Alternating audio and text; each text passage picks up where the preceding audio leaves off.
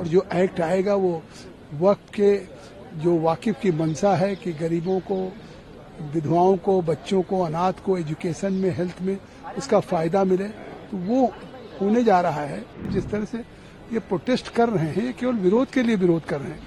आखिर अब जो एक अमेंडेड या हमारी रिपोर्ट है, उस रिपोर्ट से ऐसी कौन सी बात है कि जिसको लेकर के उनके मन में कोई विरोध है या शंका है? कोई अगर ऐसा है तो उस रिपोर्ट को पढ़ ले। कोई कहते थे आर्टिकल 370, 35 ये खत्म होगा तो जम्मू कश्मीर में खून की नदियां बह जाएंगी। तो ऐसे कुछ लोग हैं जो देश में इस तरह की अफवाह या देश में इस तरह का एक माहौल पैदा करना चाहते हैं। ज्वाइंट पार्लियामेंट्री कमेटी एंड वक्त में, जिसमें all India Muslim personal law board को हमने विटनेस के रूप में बुलाया और उनकी बातों को हमने रिकॉर्ड किया, उनसे हमने रिटर्न भी उनके लिए, और उस पर हमारी कमेटी ने विचार किया और हमने रिपोर्ट भी 1 महीना पहले दे दी।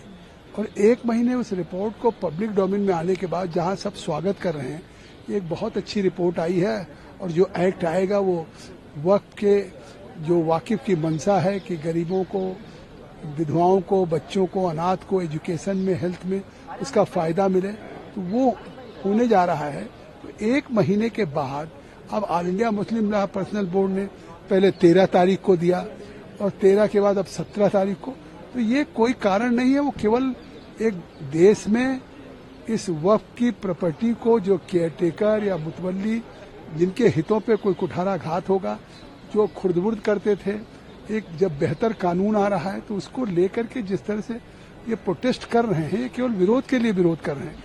आखिर अब जो एक अमेंडेड या हमारी रिपोर्ट है, उस रिपोर्ट से ऐसी कौन सी बात है कि जिसको लेकर के उनके मन में कोई विरोध है या शंका है?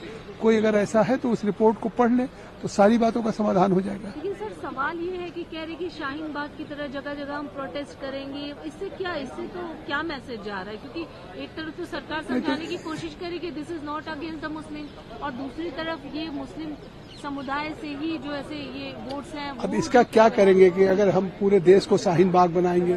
कोई कहते थे आर्टिकल 370, 35 ये खत्म होगा तो जम्मू कश्मीर में खून की नदियां बह जाएंगी। तो ऐसे कुछ लोग हैं जो देश में इस तरह की अफवाह या देश में इस तरह का एक माहौल पैदा करना चाहते हैं। सरकार की तो मंशा यह है कि जो वक्फ है वो एक अच्छा ट्रांसपेरेंट कानून बने, उस वक्फ की प्रॉपर्टी से लोगों को, आम आदमी को, पसमानदा को, गरीबों को उसका फायदा मिले, और उस दिशा में हमने रिपोर्ट दिया है।